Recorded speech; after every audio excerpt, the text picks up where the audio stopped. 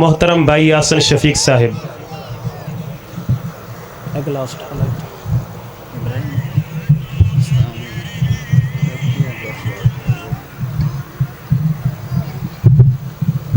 السلام علیکم ورحمۃ اللہ وبرکاتہ۔ بسم اللہ والحمد للہ والصلاة والسلام علی رسول اللہ، اما بعد، اعوذ باللہ من الشیطان الرجیم، بسم اللہ الرحمن الرحیم۔ لقد من اللہ علی المؤمنین اذ بعث فیہم رسولا۔ حضرات گرامی قدر، سب سے پہلے تو خالق و مالک رب العالمین کا اس بات پر شکر ادا کرتے ہیں کہ اس کائنات کے بادشاہ نے مجھے اور آپ کو اپنی توفیق اور رحمت سے ایک مسلمان گھرانے میں پیدا کیا ہے۔ یقیناً دنیا میں رہتے ہوئے سب سے بڑی دولت یہ ہے، سب سے بڑی نعمت یہ ہے کہ اللہ رب العزت کسی کو مسلمان پیدا کرے اور وہ اسی پہ اپنی زندگی بسر کرے اور اسی پر اس کا خاتمہ ہو جائے۔ اس سے بڑھ کر خوش نصیب کوئی دنیا سے نہیں رخصت ہوتا۔ اور کائنات کے رب نے قرآن مجید میں ایک جگہ پہ مجھے اور آپ کو اس بات کے لیے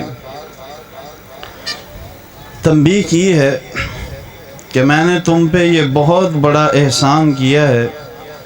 لقد من اللہ علی المؤمنین، اللہ رب العزت نے مومنوں سے خطاب کرتے ہوئے یہ بات کہی ہے کہ میں نے مومنوں پہ یہ احسان کیا ہے کہ ان میں اپنا رسول بھیجا ہے جو انہی میں سے ہے۔ یتلو علیہم آیاتہ، اس کے آنے کا مقصد یہ ہے کہ وہ تمہیں قرآن کی آیات پڑھ پڑھ کے سنائے اور تمہیں گناہوں سے پاک کرنے کے طریقے بتلائے، اور سب سے اہم بات وَيُعَلِّمُهُمُ الْكِتَابَ وَالْحِكْمَةَ، تمہیں کتاب و حکمت کا علم دے، درس دے، تمہاری دنیا و آخرت کو بہتر بنائے۔ وَإِن كَانُوا مِن قَبْلُ لَفِي ضَلَالٍ مُبِينٍ، کیونکہ تم واضح گمراہی میں موجود تھے۔ میں نے رسول کو بھیج کر اس چیز کا اہتمام کیا ہے کہ وہ تمہیں گمراہی کی دلدل سے نکال کے جنت کے راستے پر ڈال دے۔ اور آج جو ہماری گفتگو ہے وہ یعلمہم الکتاب والحکمہ پہ ہی ہے کہ اللہ کے نبی نے جو کتاب و حکمت سکھائی اس کی کیا قدر و منزلت ہے، اور ہمیں بھی اس کے لیے اپنا تن من دھن قربان کر دینا چاہیے۔ اور یہی وجہ ہے کہ آج کا مسلمان جو پریشان نظر آ رہا ہے، جو اس کی زندگی میں الجھنیں اور آزمائشیں ہیں، اس کی سب سے بڑی وجہ یہی ہے کہ وہ کتاب و حکمت کو چھوڑ چکا ہے۔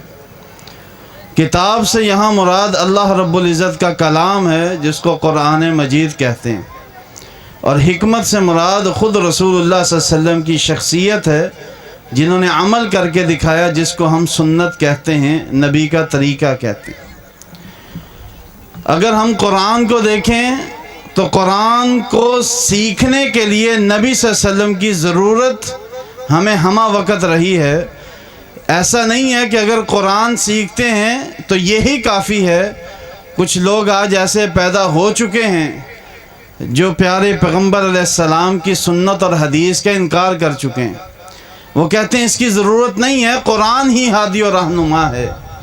لیکن سینکڑوں مثالیں ہیں کہ اگر ہم دیکھیں تو قرآن حدیث کے بغیر مکمل ہی نہیں ہوتا۔ ان میں سے ایک مثال ہم لیتے ہیں۔ اللہ رب العزت قرآن مجید میں فرماتے ہیں کہ جب سے یہ کائنات بنی ہے ہم نے مہینے جو پورے سال پہ محیط ہیں ان کی گنتی 12 بنائی ہے۔ منہا اربعۃ حرم، ان میں سے 4 حرمت والے مہینے ہیں۔ اب پورے قرآن میں ان کا ذکر نہیں، اس کا ذکر کہاں سے ملے گا؟ سیدی مرشدی فدا و ابی و امی و نفسی جناب محمد الرسول اللہ صلی اللہ علیہ وسلم کی حدیث سے ملے گا۔ آپ نے فرمایا ثلاثۃ متوالیات، یہ حرمت والے مہینے 3 ایسے ہیں جو ایک دوسرے کے پیچھے آتے ہیں۔ سب سے پہلا مہینہ ذوالقعدہ ہے، ذوالحجہ ہے، اور پھر محرم ہے، اور چوتھا مہینہ رجب ہے۔ اب کوئی عقل کا اندھا یہ کہے کہ قرآن ہی کافی ہے تو یہ بہت بڑی گمراہی ہے۔ فمن اتبع ہدایا، جب تک نبی کا طریقہ اپنائے گا نہیں تب تک اس کا ایمان اور وہ مسلمان مکمل ہی نہیں۔ آپ نماز کی مثال لیجئے، وضو کے بارے میں اللہ رب العزت فرماتے ہیں اپنے چہروں کو دھو، کونیوں کو دھو، اپنے سر کا مسح کرو، پاؤں کو دھو۔ اب یہ کیسے، کب، کیوں کرنا ہے، یہ طریقہ ہمیں حدیث میں مکمل مل جائے گا۔ اور بھی سینکڑوں مثالیں ہم لے سکتے ہیں۔ ہماری جو آج کی بات کا مرکز اور محور ہے وہ یہ ہے کہ ہم اپنی زندگی کو قرآن و سنت کے لیے ہمہ وقت تیار رکھیں، چونکہ پیارے پیغمبر نے بہت واضح انداز میں مجھے اور آپ کو یہ تعلیم دی ہے کہ یہ پوری کائنات الدنیا ملعونہ وملعون ما فیہا، آپ نے فرمایا یہ پوری کائنات اللہ کی رحمت سے دور ہے، اور جو کچھ اس میں ہے سارا یہ اللہ کی رحمت سے دور ہے، سوائے 2 چیزوں کے، ذکر اللہ، اللہ کا ذکر، اللہ کی یاد، وہ قرآن کریم کی تلاوت کی صورت میں ہو، وہ نماز کی صورت میں ہو، وہ اللہ کا عام ذکر ہو، یا اللہ کے پیارے پیغمبر نے فرمایا علم سیکھنے والا ہو یا سکھانے والا ہو۔ یہ 2 لوگ ایسے ہیں جن کے اوپر ہمیشہ اللہ کی رحمت رہتی، اور یہاں تیسرا وہ خوش نصیب جو ان دونوں میں سے کسی کے ساتھ جڑ جائے۔ آپ ان خوش نصیبوں میں شامل ہیں کہ آپ آج کتاب و حکمت کا علم سیکھ رہے ہیں۔ نبی مکرم صلی اللہ علیہ وسلم نے فرمایا جو گھر سے اس نیت سے آئے کہ میں مسجد جا کے صرف 1 آیت سیکھوں گا، صرف 1 آیت، تو آپ علیہ السلام نے فرمایا اللہ اس کو 1 مکمل حج کا ثواب دیتے ہیں۔ صرف ثواب ہی نہیں دیتے، حج مبرور کے لفظ ہیں، ایسا حج جو اللہ نے قبول کیا ہے اور اس کی جزا جنت ہے۔ فرمایا وہ گھر میں لوٹتا ایسے ہے جیسے آج ہی اللہ نے اس کو پیدا کیا ہے۔ آپ ان شخصیات میں سے، اور کیا کہنے رب العالمین کے، اللہ کے پیارے پیغمبر علیہ السلام فرماتے ہیں 2 بندے جو اللہ کی خاطر کسی جگہ پہ بیٹھ جائیں دین کی بات سیکھنے سکھانے میں، اللہ رب العزت کہتے ہیں حقت محبتی علیہ للمتجالسین فیہ، مجھ پر یہ بات حق اور سچ ثابت ہو جاتی ہے۔ اللہ فرماتے ہیں میں ان 2 بندوں سے محبت کرتا ہوں جو میری خاطر کہیں بیٹھ کے میری بات کرتے ہیں۔ اللہ ہمیں ان میں شامل فرما دے۔ اور اس سے بڑھ کر ایسی مجلسیں، ایسی محفلیں لگانا اللہ کو بڑا پسند ہے، نہیں تو کل قیامت کے دن وہ مجلسیں جس میں رقص و سرور کی باتیں ہوں، اللہ رسول سے دور کرنے کی باتیں ہوں، یا ایسی مجلس اور محفل جس میں گھنٹوں بیٹھ کے ہم دوسروں کی عزت کو پامال کریں، غیبت چغلی کریں، کسی کے بارے میں تبصرہ نگاری کریں، فرمایا ایسی مجلسیں کل قیامت کے دن جس میں اللہ اور اس کے رسول کا ذکر نہ ہو، وہ کل قیامت کے دن ان پر حسرت کا باعث ہوں گی۔ اور ایک حدیث میں الفاظ ہیں کہ جو لوگ ایسی مجلسیں لگا کے اٹھ جائیں جس میں اللہ اور اس کے رسول کی بات نہ ہو، وہ مردار گدھے کو اٹھا کے اپنے ساتھ لے کر جاتے ہیں۔ اللہ ہمیں ان میں شامل نہ فرمائے۔ آگے بڑھیے، یہ علم سیکھنا کتنی بڑی فضیلت کا باعث۔ میں نے شروع میں بات کہی، آج ہم پریشان ہیں، میرے دائیں اور بائیں 2 بڑی شخصیات، علمی شخصیات بیٹھی ہیں، میری اس بات کو اتفاق میں لیں گی کہ میں بات صحیح کر رہا ہوں اور مجھے حوصلہ دیں گی کہ کائنات کے پیغمبر علیہ السلام نے فرمایا نظر اللہ امرأ سمع مقالتی فحافظها ووعاها کما سمعها، وہ بندہ کبھی ناکام نہیں ہوتا، نامراد نہیں ہوتا، اس کے دل میں اللہ کبھی بھی بربادی نہیں ڈالتے، اس کے گھر میں کبھی بے برکتی نہیں ہوتی، جو اللہ کے نبی کی حدیث کو سن کر یاد کر کے جیسے اللہ کے نبی کی حدیث ہے ویسے ہی سنتا ہے، ویسے ہی یاد کرتا ہے اور اس کو ویسے ہی آگے پہنچا دیتا ہے، اللہ کبھی بھی اس کو پریشان حال نہیں رکھتا۔ آج بڑے بڑے لوگ، میں پچھلے دنوں اسلاف کا تذکرہ پڑھ رہا تھا کہ جب ان پہ کوئی پریشانی آتی، جیسے ہم قرآن کی تلاوت شروع کر دیتے ہیں وہ صحیح بخاری کھول کے بیٹھ جاتے تھے، چونکہ یہ حدیث ہے کہ وہ بندہ ہمیشہ خوش و خرم رہے گا، اس کو بینک بیلنس اور گاڑیوں اور روپیہ پیسہ اکٹھا کرنے کی ضرورت نہیں، وہ ایک حدیث سیکھے اور آگے پہنچانا شروع کر دے، روزانہ کی بنیاد پہ ایک حدیث کسی عالم سے سیکھ لے، آگے پہنچائے، تو یاد رکھیں ساری زندگی اللہ اس پہ اپنی خیر اور برکتیں اور رحمتیں نازل کر دیتا ہے۔ اور یہ بہت بڑی کمی ہے، ہم علماء میں بھی کمی ہے، ہم عوام کو تو کہتے ہیں لیکن ہم بھی وقت دینے سے کتراتے ہیں۔ اگر ہمارے پاس کوئی چل کے آئے، الحمدللہ مجھے حسن ظن ہے علماء پر، سائی وال کے علماء کا بڑا جگرہ ہے، اگر آپ ان سے وقت لیں گے انشاءاللہ وہ آپ کو وقت دیں گے۔ اور آج اپنی زندگی کا یہ مشن بنائیں جہاں ہم 24 گھنٹوں میں، اگر اپنے موبائل دیکھیں سیٹنگ میں جا کے سکرین ٹائم ہوتا ہے، پڑھے لکھے لوگ ہیں ذرا جا کے دیکھیں ہمارے موبائل کا سکرین ٹائم کتنا ہے، 24 گھنٹوں میں 10 گھنٹے ہمارا سکرین ٹائم ہے، اور اس میں ہم کیا دیکھتے ہیں؟ فیس بک ہے، واٹس ایپ ہے، جس کا نہ دنیا میں فائدہ ہے نہ آخرت میں فائدہ ہے، بربادی ہی بربادی ہے۔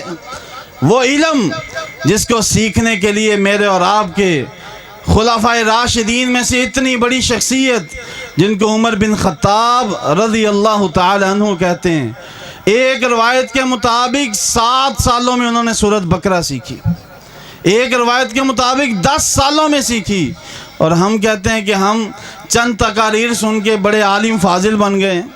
اور وہ شخصیات حضرت ابو ہریرہ، حضرت عبداللہ بن مسعود، دونوں صحابہ سے یہ روایت منقول ہے رضی اللہ عنہم وارضا، وہ فرماتے ہیں ہم نبی مکرم صلی اللہ علیہ وسلم سے 10 آیات لیتے، لے کر جا کے اس کو سیکھتے، اس کو عمل میں ڈھالتے، اس کے بعد دوبارہ آگے سیکھتے۔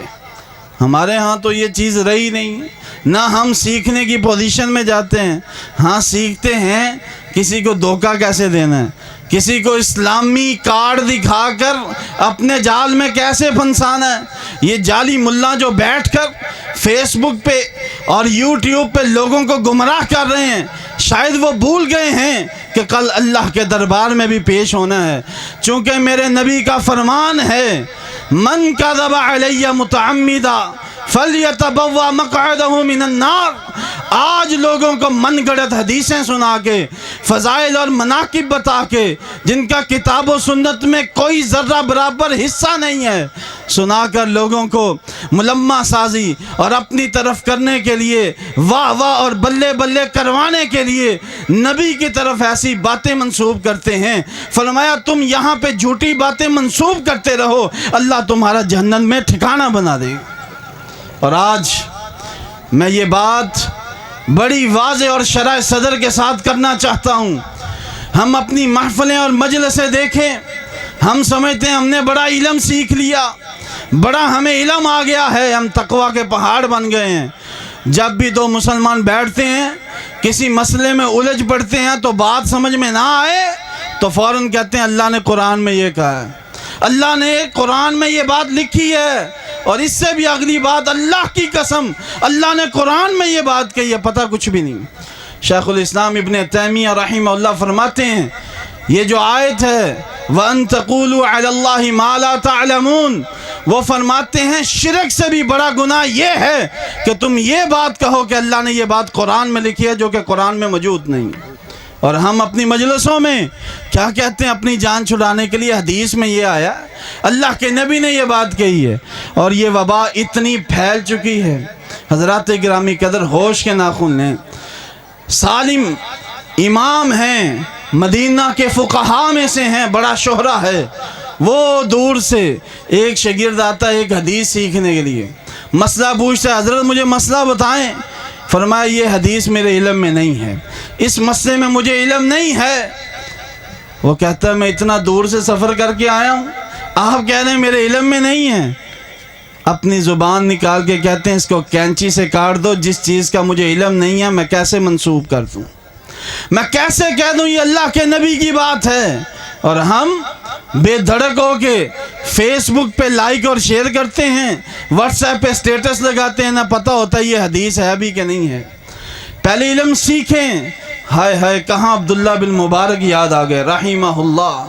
ہمارے پاس یہ شیخ بیٹھے ہیں، یہ جانتے ہیں وہ وقت کا کتنا بڑا محدث آدمی تھا۔ ان سے کسی نے پوچھا آپ گھر میں ہوتے ہیں آپ کو تنہائی وحشت کی طرح نہیں کاٹتی؟ آپ گھر میں اکیلے ہوتے ہیں آپ کو تنہائی تنگ نہیں کرتی؟ کہا میں اللہ اور اس کے رسول، اللہ کے رسول صلی اللہ علیہ وسلم اور اس کے صحابہ یعنی کہ عبداللہ بن عمر، عبداللہ بن مسعود، ابو ہریرہ کے ساتھ گھر میں ہوتا ہوں۔ لوگوں نے تعجب کیا یہ کیسی بات کی؟ کہا بات سمجھ میں نہیں آئی، آپ اللہ کے نبی اور اصحاب محمد کے ساتھ کیسے ہوتے ہیں علیہ الصلاۃ والسلام رضوان اللہ علیہ مجمعین؟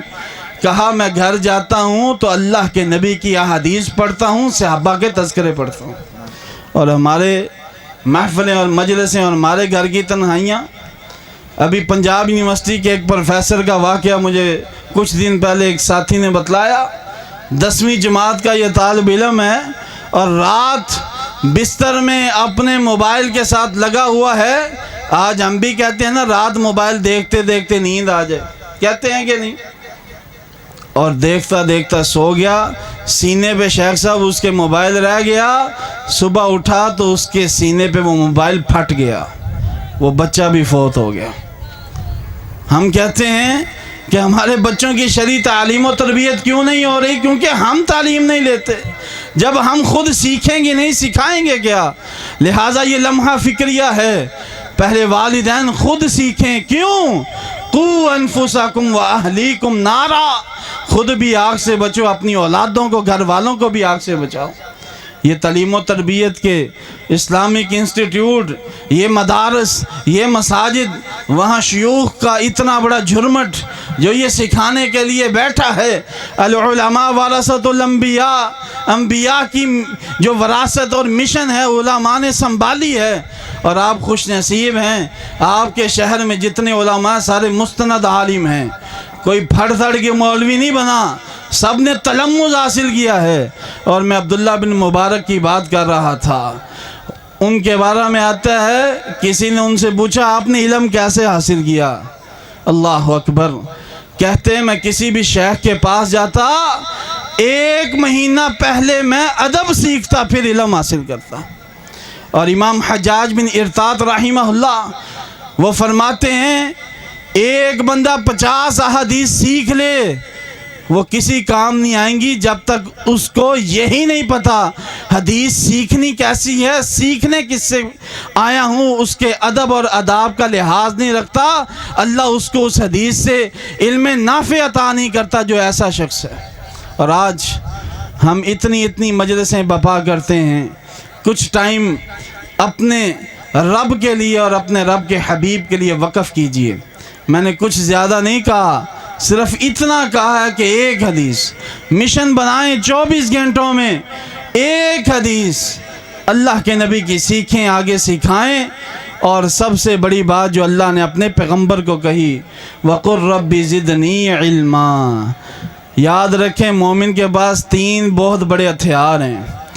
وہ مومن جس کا ویسے ہی ایمان ہے تسمہ ٹوٹ جائے تو رب سے مانگنا ہے، فرمایا 3 ہتھیار ہیں اس کے پاس ایسے جو کسی کے پاس نہیں، قرآن کی تلاوت، نماز اور دعا۔ نہ اس نے اس کے بارے میں کسی سے پوچھنا ہے، نہ کسی سے ادھار لینا ہے، جب جی چاہے 2 رکعت نماز پڑھ کے رب سے مانگے، رب تعالیٰ اس کو عطا فرما دیتا ہے۔ آپ صلی اللہ علیہ وسلم کے بارے میں کیا آتا ہے؟ جب پریشان ہوتے کیا کرتے؟ نماز پڑھتے، پریشان ہوتے قرآن پڑھتے، اور سب سے بڑی بات آپ اللہ سے مانگتے۔ اللہ کے نبی صلی اللہ علیہ وسلم نے فرمایا من لم یسأل اللہ یغضب علیہ. آج ہم نے اللہ سے مانگنا چھوڑ دیا ہے. ہم خود یہ سمجھ بیٹھے ہیں کہ 4 چیزیں میرے پاس آ گئی ہیں، یہ میرا بھروسہ ہے. یاد رکھیں یہ ہٹا گٹا جسم اگر اللہ اس کو بستر کے ساتھ لگا دے تو کوئی اس کو اٹھانے والا نہیں. سب سے بڑی چیز اللہ نے اپنے پیغمبر کو کہا کہ اگر علم نافع بھی لینا ہے تو مجھ رب سے مانگو، رب زدنی علما. اور احادیث کے مجموعے میں یہ موجود ہے. آپ ہر فجر کے وقت یہ دعا کرتے اللہم انی اسألک علما نافعا، اللہ مجھے علم نافع عطا فرما دے. اور علم نافع کی تعریف یہ ہے ایسا علم جس پہ اللہ تعالیٰ عمل بھی کرواتا ہے. اللہ ہمیں ان لوگوں میں شامل فرما لے جس سے اللہ راضی ہو جائے. باتیں تو بہت ہیں لیکن یاد رکھیں جب آپ اس دنیا سے جائیں آپ علم سیکھنے سکھانے والوں میں سے بے شک نہ ہوں لیکن علم والوں سے جڑ جائیں. اللہ کے حبیب صلی اللہ علیہ وسلم فرماتے ہیں دنیا سے جب انسان رخصت ہوتا ہے 3 چیزیں چھوڑ کے جاتا ہے اور ایک چیز اس میں علم ينتفع به، ایسا علم چھوڑ کے جاتا ہے جس سے لوگ نفع اٹھاتے ہیں. اگر آپ عالم نہیں ہیں، آپ طالب علم نہیں ہیں، آپ علماء کو کتابیں خرید کے دینا شروع کر دیں. میں ایک دن اس زاویے سے سوچ رہا تھا واہ امام بخاری جہاں تو لیٹا اللہ تجھ پہ کروڑ رحمتیں فرمائے. جنہوں نے تجھ پہ انویسٹ کیا ہوگا، جنہوں نے تیرے اخراجات برداشت کیے ہوں گے، آج وہ بھی اللہ کی جنت میں انشاءاللہ مزے لیں گے. ہمارا اس نے جاننا ہے. وہ امیر المؤمنین فی الحدیث کہ جب سے بخاری لکھی ہے تب سے لے کے آج تک ہر مدرسے میں پڑھائی جاتی ہے.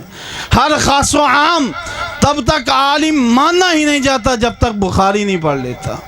اگر آپ عالم نہیں ہیں، متعلم نہیں ہیں تو علماء کی قدر کریں، ان کو کتب کا تحفہ دیں، ان کو کہیں شیخ یہ پڑھیں. آپ کا دیا ہوا وہ علم ينتفع به بن جائے گا. جب عالم اس سے فائدہ اٹھائے گا پوری کائنات کو بتلائے گا، اللہ آپ کے لیے اس کو صدقہ جاریہ بنا دے گا. اللہ ہم سب کو صحیح معنوں میں نبوت کی وراثت کو سنبھالنے والا بنا دے اور اس کے مطابق عمل کرنے والا بنا دے. نہیں تو یہ اتنی بڑی چیز ہے.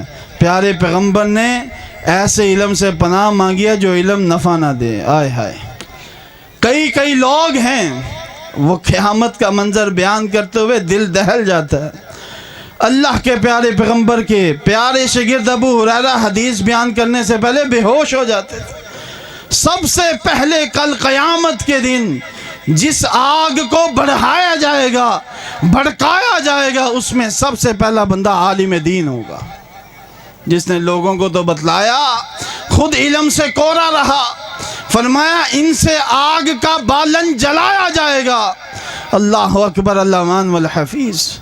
اللہ ایسے علم سے بچائے کیونکہ پیارے پیغمبر نے اس سے پناہ مانگی ہے. اللہم انی اعوذ بک من علم لا ينفع، اللہ ایسے علم سے بچانا جو نفع نہ دے. ینفعنی، اللہ مجھے وہ علم دینا جس سے مجھے نفع ہو اور نفع عمل ہے. اللہ ہمیں وہ عامل بنا دے. اللہ ہمیں ایسا علم دے دے جو ہماری روح اور جسم کو سکون اور چین دے دے اور راحت دے دے. آج بڑے بڑے لوگ کہتے ہیں کہ مولوی بڑے سکون سے سوتے ہیں. یہ بھی مسئلہ میں حل کر دوں چونکہ علماء کے پاس ایک ایسی دولت ہے جس کو علم کہتے ہیں. یہ پوری کائنات ایک پلڑے میں رکھ دی جائے تب بھی ایک عالم کا مقابلہ نہیں کر سکتی. یہ معمولی بات نہیں ہے. کبھی غور کریں، یہ وہی علم ہے جس کی وجہ سے یہودیوں نے حضرت سلمان فارسی رضی اللہ عنہ کو تانے دی ہیں. اور تمہارا نبی تمہیں تو پیشاب کے بھی طریقے بتلاتا ہے.